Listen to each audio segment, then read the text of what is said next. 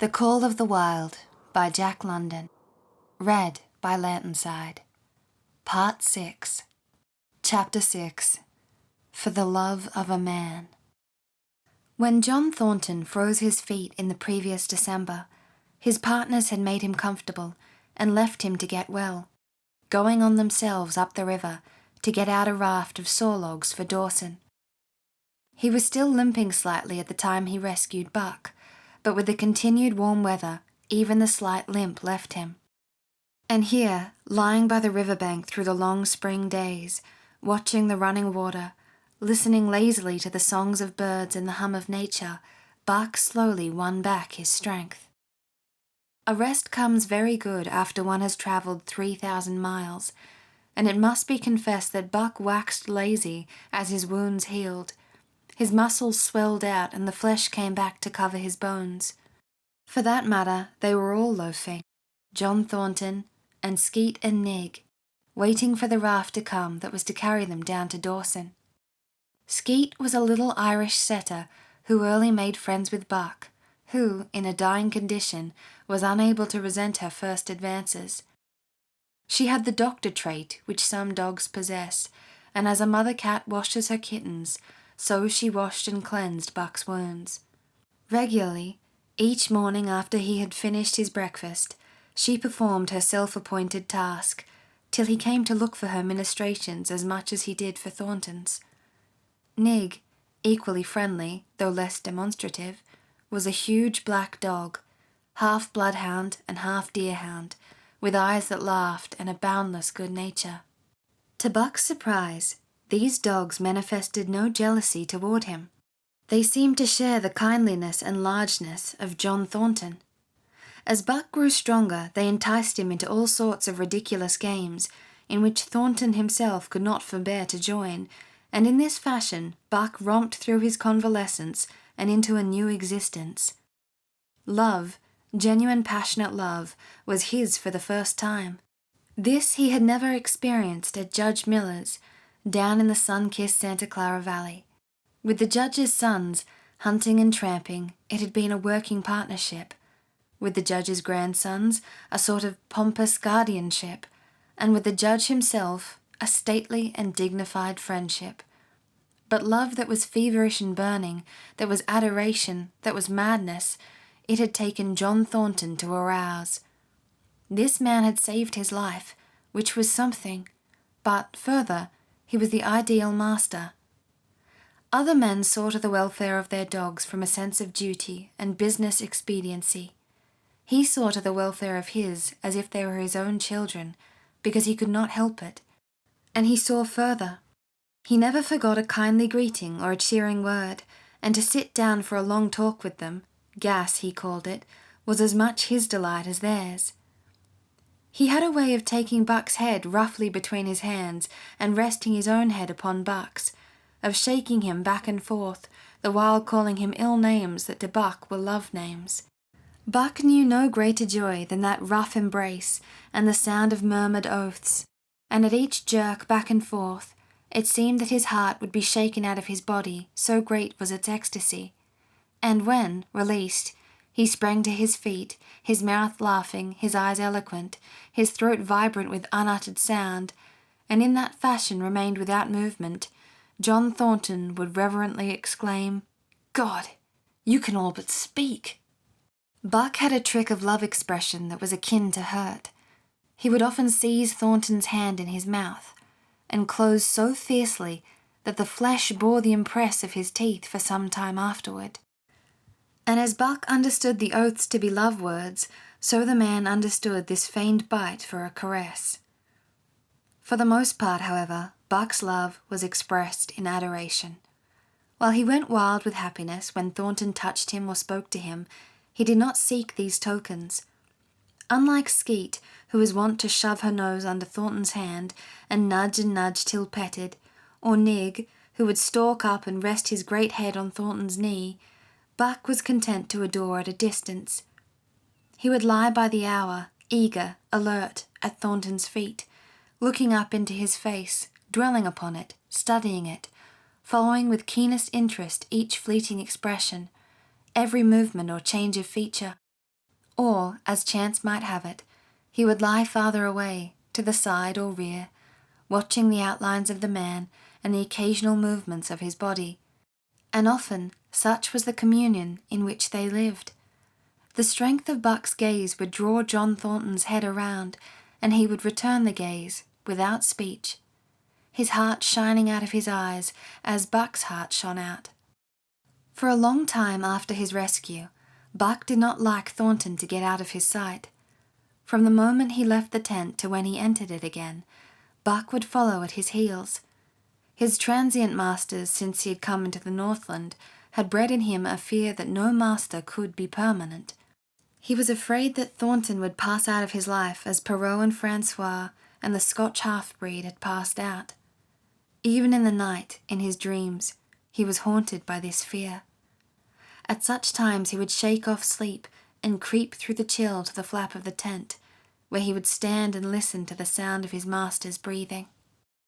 But in spite of this great love he bore John Thornton, which seemed to bespeak the soft civilizing influence, the strain of the primitive, which the Northland had aroused in him, remained alive and active. Faithfulness and devotion, things born of fire and roof, were his, yet he retained his wildness and wiliness. He was a thing of the wild, come in from the wild to sit by John Thornton's fire, rather than a dog of the soft Southland, stamped with the marks of generations of civilization. Because of his very great love, he could not steal from this man, but from any other man, in any other camp, he did not hesitate an instant, while the cunning with which he stole enabled him to escape detection. His face and body were scored by the teeth of many dogs, and he fought as fiercely as ever and more shrewdly. Skeet and Nig were too good-natured for quarrelling. Besides, they belonged to John Thornton, but the strange dog, no matter what the breed or valour, swiftly acknowledged Buck's supremacy or found himself struggling for life with a terrible antagonist.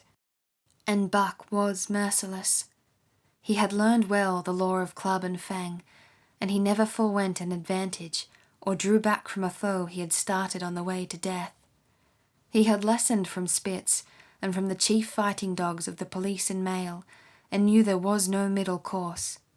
He must master or be mastered, while to show mercy was a weakness. Mercy did not exist in the primordial life. It was misunderstood for fear, and such misunderstandings made for death.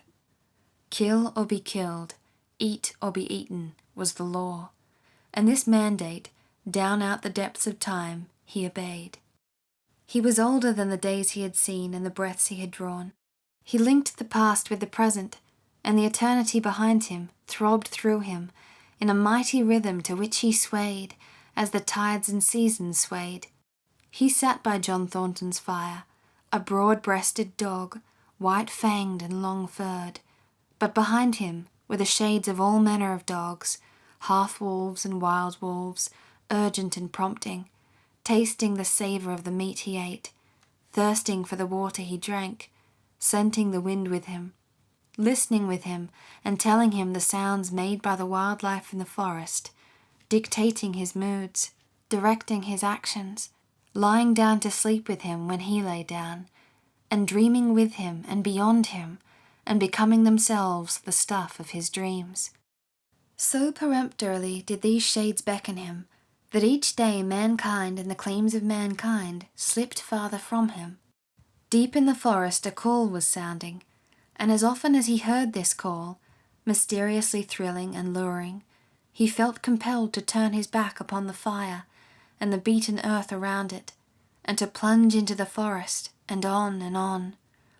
He knew not where or why, nor did he wonder where or why, the call sounding imperiously, deep in the forest. But as often as he gained the soft, unbroken earth and the green shade, the love for John Thornton drew him back to the fire again. Thornton alone held him. The rest of mankind was as nothing. Chance travellers might praise or pet him, but he was cold under it all, and from a too demonstrative man he would get up and walk away. When Thornton's partners, Hans and Pete, arrived on the long-expected raft, Buck refused to notice them till he learned they were close to Thornton. After that he tolerated them in a passive sort of way, accepting favours from them as though he favoured them by accepting. They were of the same large type as Thornton, living close to the earth, thinking simply and seeing clearly, and ere they swung the raft into the big eddy by the sawmill at Dawson, they understood Buck and his ways, and did not insist upon intimacy such as obtained with Skeet and Nig. For Thornton, however, his love seemed to grow and grow. He, alone among men, could put a pack upon Buck's back in the summer travelling. Nothing was too great for Buck to do when Thornton commanded. One day, they had grub-staked themselves from the proceeds of the raft and left Dawson for the headwaters of the Tanana. The men and dogs were sitting on the crest of a cliff which fell away straight down to naked bedrock 300 feet below. John Thornton was sitting near the edge, Buck at his shoulder. A thoughtless whim seized Thornton, and he drew the attention of Hans and Pete to the experiment he had in mind. "Jump, Buck," he commanded, sweeping his arm out and over the chasm. The next instant, he was grappling with Buck on the extreme edge, while Hans and Pete were dragging them back into safety. "It's uncanny," Pete said, after it was over and they had caught their speech. Thornton shook his head. "No, it is splendid, and it is terrible too. Do you know, it sometimes makes me afraid." "I'm not hankering to be the man that lays hands on you while he's around," Pete announced conclusively, nodding his head towards Buck. "By jingo," was Hans's contribution. "Not myself either." It was at Circle City, ere the year was out, that Pete's apprehensions were realized. Black Burton, a man evil-tempered and malicious, had been picking a quarrel with a tenderfoot at the bar when Thornton stepped good-naturedly between them. Buck, as was his custom, was lying in a corner, head on paws, watching his master's every action. Burton struck out, without warning, straight from the shoulder. Thornton was sent spinning, and saved himself from falling only by clutching the rail of the bar. Those who were looking on heard what was neither bark nor yelp, but a something which is best described as a roar, and they saw Buck's body rise up in the air as he left the floor for Burton's throat. The man saved his life by instinctively throwing out his arm, but was hurled backward to the floor, with Buck on top of him. Buck loosed his teeth from the flesh of the arm and drove in again for the throat. This time the man succeeded only in partly blocking, and his throat was torn open. Then the crowd was upon Buck, and he was driven off.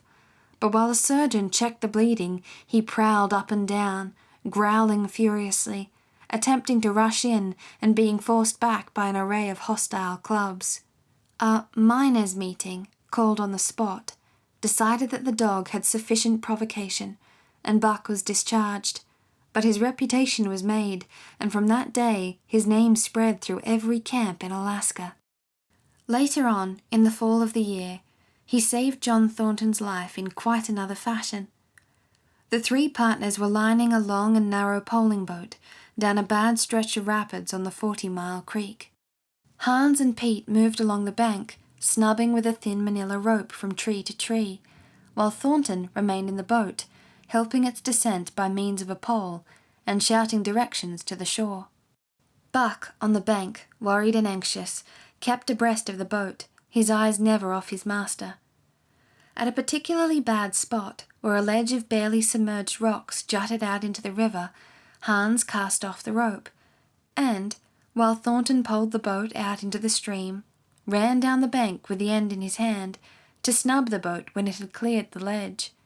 This it did, and was flying downstream in a current as swift as a mill race, when Hans checked it with the rope, and checked too suddenly. The boat flirted over and snubbed in to the bank bottom up, while Thornton, flung sheer out of it, was carried downstream toward the worst part of the rapids, a stretch of wild water in which no Buck swimmer had sprung could live. in on the instant. Buck had sprung in on the 300 instant, yards, and at the end amid of a 300 mad swirl yards, of water, amid a he mad overhauled swirl of Thornton. water, he overhauled Thornton. When he felt him grasp his tail, Buck headed for the bank, swimming with all his splendid strength. But the progress shoreward was slow. the progress downstream amazingly rapid. From below came the fatal roaring, where the wild current went wilder, and was rent in shreds and spray by the rocks, which thrust through like the teeth of an enormous comb. The suck of the water as it took the beginning of the last steep pitch was frightful, and Thornton knew that the shore was impossible. He scraped furiously over a rock, bruised across a second, and struck a third with crushing force. He clutched its slippery top with both hands, releasing Buck, and above the roar of the churning water shouted, "Go, Buck, go!" Buck could not hold his own, and swept on downstream, struggling desperately, but unable to win back. When he heard Thornton's command repeated, he partly reared out of the water, throwing his head high, as though for a last look, then turned obediently toward the bank. He swam powerfully and was dragged ashore by Pete and Hans, at the very point where swimming ceased to be possible and destruction began. They knew that the time a man could cling to a slippery rock in the face of that driving current was a matter of minutes, and they ran as fast as they could up the bank to a point far above where Thornton was hanging on. They attached the line with which they had been snubbing the boat to Buck's neck and shoulders, being careful that it should neither strangle him nor impede his swimming, and launched him into the stream. He struck out boldly, but not straight enough into the stream. He discovered the mistake too late, when Thornton was abreast of him and a bare half-dozen strokes away, while he was being carried helplessly past. Hans promptly snubbed with the rope, as though Buck were a boat. The rope thus tightening on him in the sweep of the current, he was jerked under the surface, and under the surface he remained till his body struck against the bank and he was hauled out. He was half drowned, and Hans and Pete threw themselves upon him, pounding the breath into him and the water out of him. He staggered to his feet and fell down.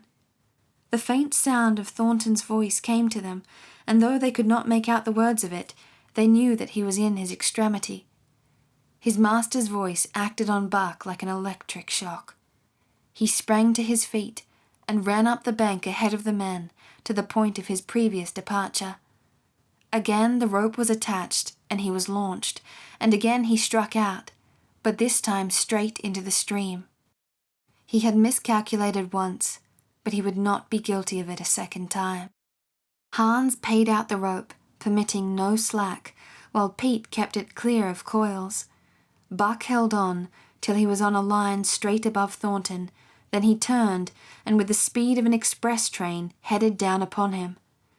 Thornton saw him coming, and, as Buck struck him like a battering ram, with the whole force of the current behind him, he reached up and closed with both arms around the shaggy neck.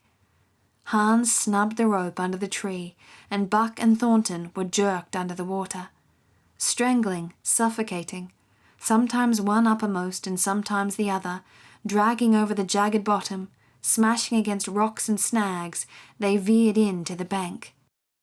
Thornton came to, belly downward and being violently propelled back and forth across a drift log by Hans and Pete. His first glance was for Buck, over whose limp and apparently lifeless body Nig was setting up a howl, while Skeet was licking the wet face and closed eyes. Thornton was himself bruised and battered, and he went carefully over Buck's body when he had been brought around, finding 3 broken ribs. "That settles it," he announced. "We camp right here." And camp they did, till Buck's ribs knitted and he was able to travel. That winter, at Dawson, Buck performed another exploit. Not so heroic, perhaps, but one that put his name many notches higher on the totem pole of Alaskan fame. This exploit was particularly gratifying to the 3 men, for they stood in need of the outfit which it furnished, and were enabled to make a long-desired trip into the Virgin East, where miners had not yet appeared. It was brought about by a conversation in the El Dorado saloon, in which men waxed boastful of their favorite dogs. Buck, because of his record, was the target for these men, and Thornton was driven stoutly to defend him. At the end of half an hour, one man stated that his dog could start a sled with 500 pounds and walk off with it. A second bragged 600 for his dog, and a third 700. Pooh, pooh, said John Thornton. Buck can start £1,000. And break it out and walk off with it for 100 yards, demanded Matthewson, a bonanza king, he of the 700 vaunt. And break it out and walk off with it for 100 yards, John Thornton said coolly. Well, Matthewson said, slowly and deliberately, so that all could hear. I've got $1,000 here that says he can't, and there it is. So saying, he slammed a sack of gold dust of the size of a bologna sausage down upon the bar. Nobody spoke. Thornton's bluff, if bluff it was, had been called. He could feel a flush of warm blood creeping up his face. His tongue had tricked him. He did not know whether Buck could start £1,000. 1/2 a ton. The enormousness of it appalled him. He had great faith in Buck's strength, and had often thought him capable of starting such a load, but never, as now, had he faced the possibility of it. The eyes of a dozen men fixed upon him, silent and waiting. Further, he had no $1,000, nor had Hans or Pete. I've got a sled standing outside now, with 20 50-pound sacks of flour on it, Matthewson went on with brutal directness. So don't let that hinder you. Thornton did not reply. He did not know what to say. He glanced from face to face in the absent way of a man who has lost the power of thought and is seeking somewhere to find the thing that will start it going again. The face of Jim O'Brien, a mastodon king and old-time comrade, caught his eyes. It was as a cue to him, seeming to rouse him to do what he would never have dreamed of doing.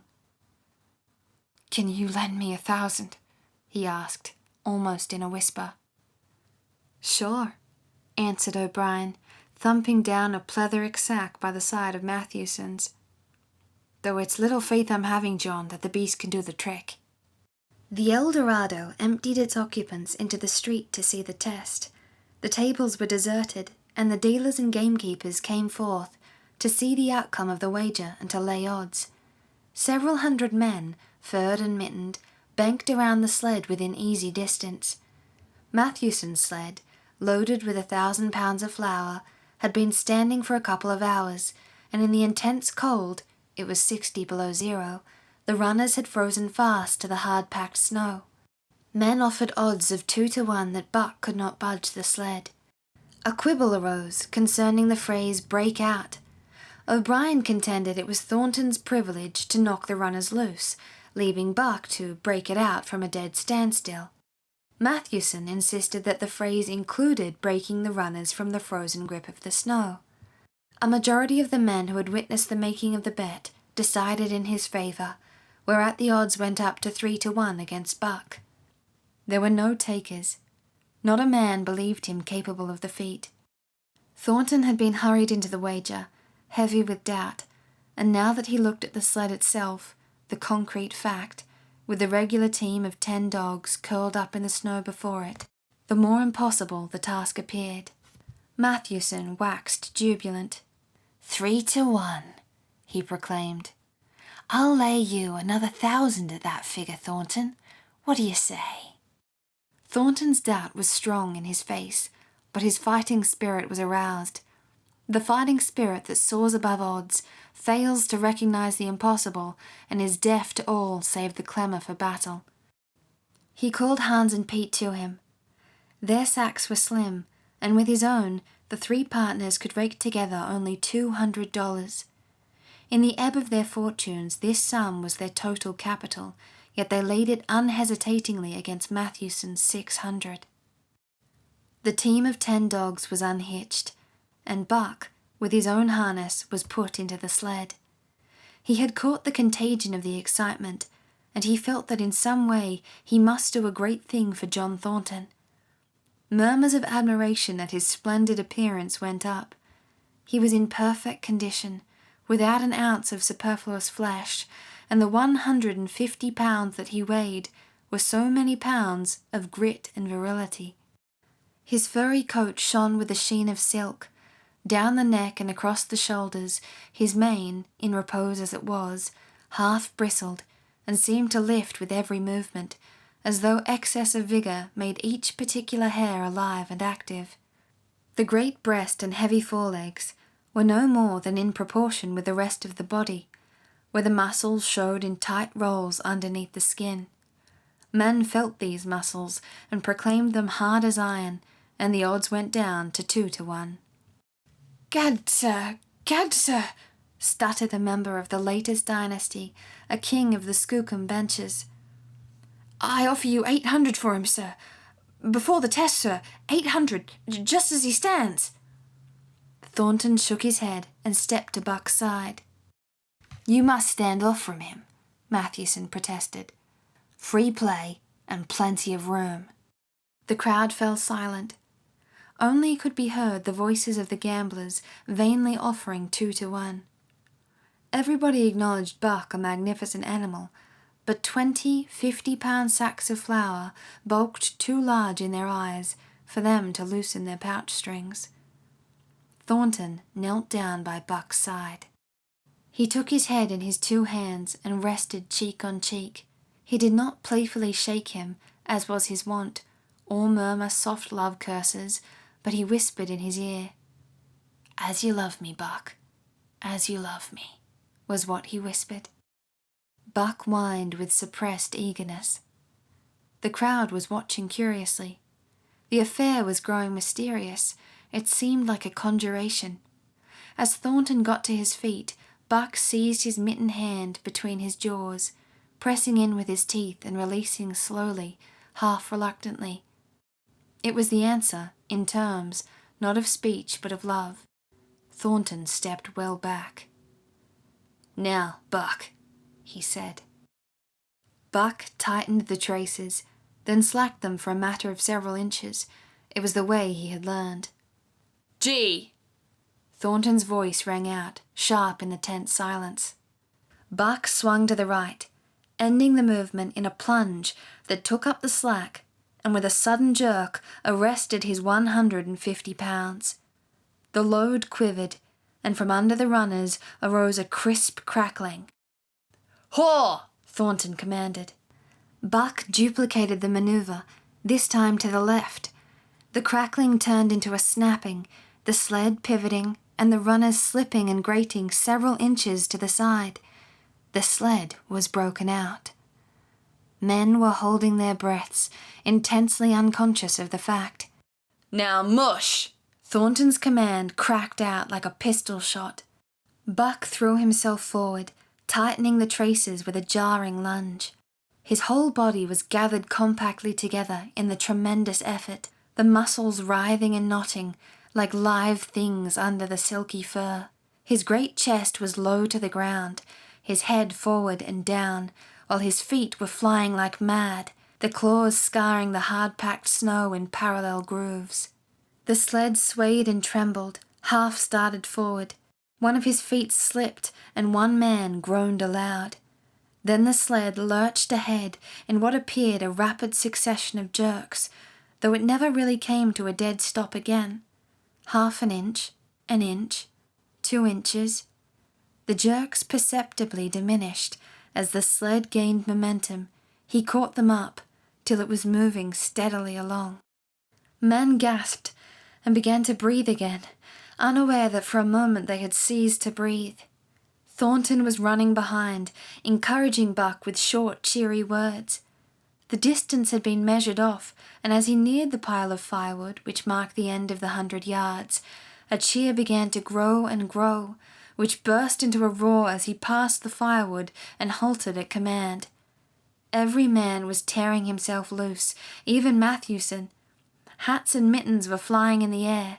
Men were shaking hands, it did not matter with whom, and bubbling over in a general incoherent babble. But Thornton fell on his knees beside Buck. Head was against head, and he was shaking him back and forth. Those who hurried up heard him cursing Buck, and he cursed him long and fervently, and softly and lovingly. Gad, sir, spluttered the Skookum bench king.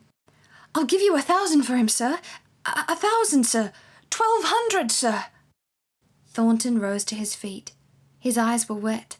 The tears were streaming frankly down his cheeks. "Sir," he said to the Skookum Bench King. "No, sir. You can go to hell, sir. It's the best I can do for you, sir." Buck seized Thornton's hand in his teeth. Thornton shook him back and forth.